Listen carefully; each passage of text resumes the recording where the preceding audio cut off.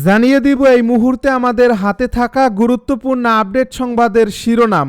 শুরুতেই থাকছে তেল আবিবকে লক্ষ্য করে ফের মিসাইল ছুড়ল হুতি, প্রতিহতের দাবি আইডিএফের। এদিকে মধ্যপ্রাচ্যে বড় পরিবর্তনের পথে হাঁটছে যুক্তরাষ্ট্র। আরও জানাবো বোনের পরে চলে গেল ভাই নাফিও। উত্তরায় মাইলস্টোন স্কুলে বিমান বাহিনীর যুদ্ধ বিমান বিধ্বস্তের ঘটনায় বোন নাজিয়ার পর মৃত্যু হয়েছে তার ভাই নাফির। এদিকে যুদ্ধবিমান বিধ্বস্তের ঘটনায় নিহত বেড়ে ৩২, অনেকের অবস্থা আশঙ্কাজনক। সব শেষে জানিয়ে দিব দিল্লিতে অবতরণের পরই এয়ার ইন্ডিয়ার বিমানে আগুন। এতক্ষণ শুনছিলেন আপডেট সংবাদের শিরোনাম, এবারে বিস্তারিত। তবে তার আগে অনুরোধ রইল ভিডিওটিতে একটি লাইক এবং কমেন্ট করে জানিয়ে দিন ভিডিও সম্পর্কে আপনার মূল্যবান মতামত। আরও জানিয়ে দিন ভিডিওটি কোথা থেকে দেখছেন বা কোন জেলা থেকে দেখছেন। তেল আবিবকে লক্ষ্য করে মিসাইল ছুড়ল হুতি, প্রতিহতের দাবি আইডিএফের। ইসরায়েলের রাজধানী তেল আবিবকে লক্ষ্য করে আবারও মিসাইল ছুড়েছে ইয়েমেনের সশস্ত্র হুতি গোষ্ঠী।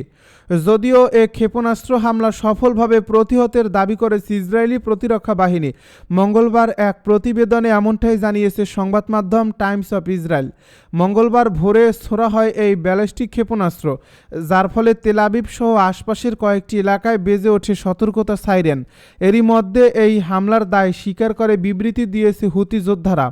যদিও ক্ষেপণাস্ত্র হামলা সফলভাবে প্রতিহতের দাবি করছে আইডিএফ। এর আগে গত সোমবার হোদেইদা বন্দর সহ ইয়েমেনের বিভিন্ন স্থানে বিমান হামলা চালায় ইসরায়েল, যার জবাবে এই ক্ষেপণাস্ত্র হামলা চালিয়েছে ইয়েমেনের সশস্ত্র গোষ্ঠীটি। মধ্যপ্রাচ্যে বড় পরিবর্তনের পথে হাঁটছে যুক্তরাষ্ট্র।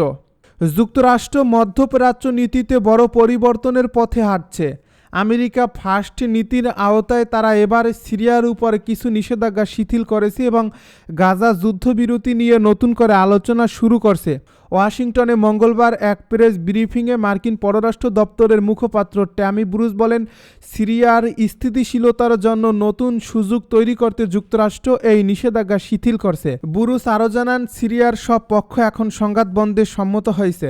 এখন সিরিয়ার সরকারের উচিত সহিংসতা চালানোদের বিচারের আওতায় আনা, এমনকি তা যদি তাদের নিজস্ব প্রতিষ্ঠানই হয়ে থাকে। গাজার পরিস্থিতি নিয়েও নতুন উদ্যোগ নিচ্ছে যুক্তরাষ্ট্র। মার্কিন বিশেষ দূত স্টিভ উইটকফ আবারও যুদ্ধবিরতির আলোচনা শুরু করেছেন। এর পাশাপাশি গাজার জন্যই টেকসই মানবিক সহায়তা নিশ্চিত করার প্রচেষ্টা চলছে। তবে ব্রুস অভিযোগ করেন, হামাস আগের যুদ্ধবিরতি নস্যাৎ করছে।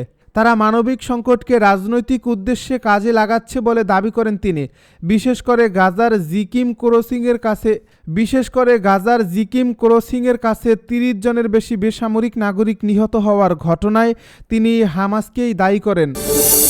এবার বোনের পরে চলে গেল ভাই নাফিও।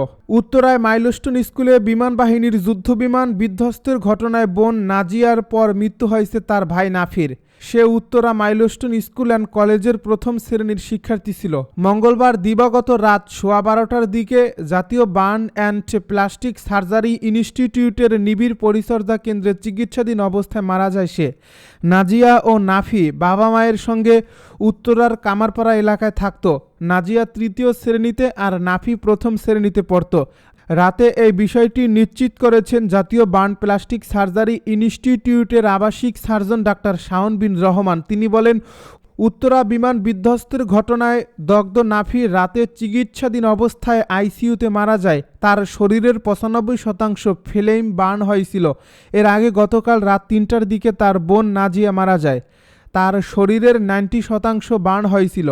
এই ঘটনায় এখন পর্যন্ত আমাদের এখানে 11 জন শিক্ষক মারা গেল। এছাড়া ঢাকা মেডিকেলের বার্নে এক শিক্ষার্থীর মৃত্যু হয়। যুদ্ধবিমান বিধ্বস্তের ঘটনায় নিহত বেড়ে 32, অনেকের অবস্থা আশঙ্কাজনক। রাজধানীর উত্তরার মাইলস্টোন স্কুল অ্যান্ড কলেজে বিমান বাহিনীর একটি যুদ্ধবিমান বিধ্বস্ত হওয়ার ঘটনায় মৃতের সংখ্যা বেড়ে দাঁড়িয়েছে 32 জনে। আহত অন্তত 165 জনের মধ্যে অনেকের অবস্থা এখন আশঙ্কাজনক। বেশিরভাগই অগ্নিদগ্ধ অবস্থায় বিভিন্ন হাসপাতালে চিকিৎসাধীন রয়েছেন। মঙ্গলবার রাত 1:15টার দিকে জাতীয় বার্ন অ্যান্ড প্লাস্টিক সার্জারি ইনস্টিটিউটে চিকিৎসাধীন অবস্থায় 9 বছর বয়সী শিশু নাফিয়ার মৃত্যু হয়। তার শরীরের 95% পুড়ে গিয়েছিল। এ তথ্য গণমাধ্যমকে নিশ্চিত করেন ইনস্টিটিউটের আবাসিক চিকিৎসক ডাক্তার শাওন বিন রহমান। আইএসপিআর দুপুর 12টা পর্যন্ত 31 জনের মৃত্যুর বিষয়ে তথ্য নিশ্চিত করেছিল। স্বাস্থ্য অধিদপ্তরের হালনাগাদ তালিকায় 27 জন নিহতের কথা বলা হয়, যাদের মধ্যে 23 জন শিশু। রাত বাড়ার সঙ্গে সঙ্গে নিহতের সংখ্যা বেড়ে 32-এ পৌঁছায়।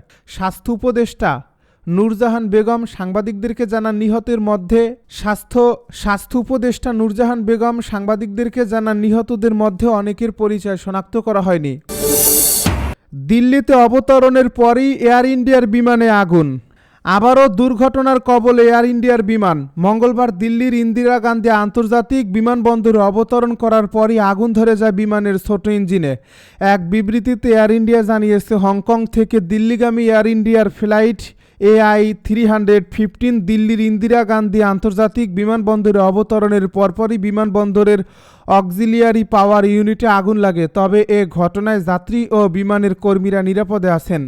এনডিটিভি বলছে, বিমানের যাত্রীরা যখন নামছিলেন তখনই আগুনের সূত্রপাত হয় বলে জানানো হয়েছে। আগুন ধরা পড়ার সঙ্গে সঙ্গে সিস্টেম স্বয়ংক্রিয়ভাবে অক্সিলারি পাওয়ার ইউনিট বন্ধ করে যায়।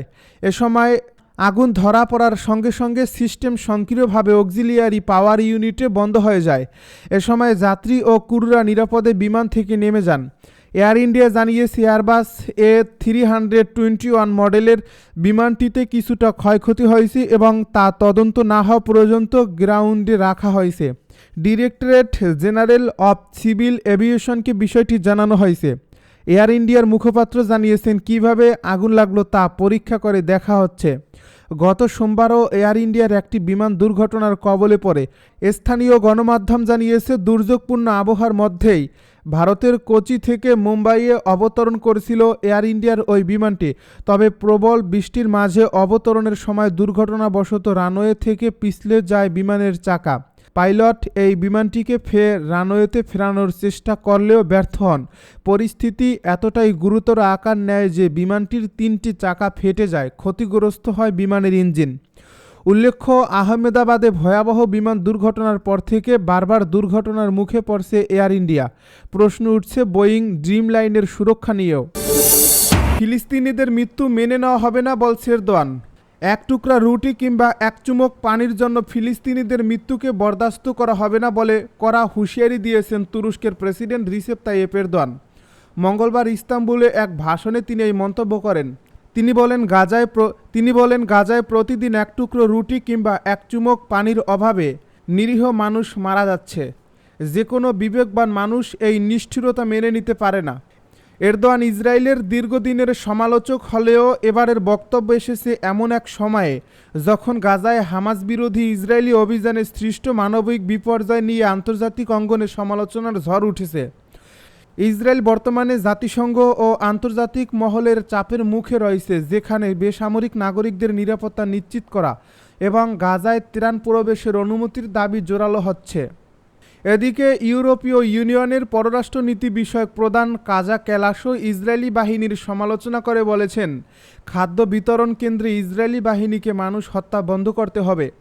জাতিসংঘের মানবাধিকার বিষয়ক হাইকমিশনার ভলকার তুর্ক সতর্ক করে বলেছেন, ইসরায়েলের বর্তমান কর্মকাণ্ড আন্তর্জাতিক আইন লঙ্ঘনের শামিল হতে পারে।